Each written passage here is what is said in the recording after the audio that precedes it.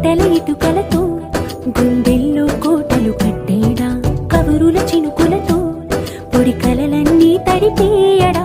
ఊసుల ఉరుకులతో ఊహలకే ఊపిరి ఊదేయడా పలుకుల అలికిడితో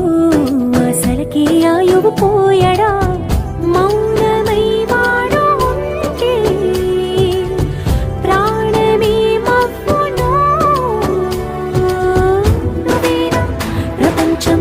అరిస్తూ వెనక తిరుగుతూ నువ్వేనా సమస్తం అంటాడే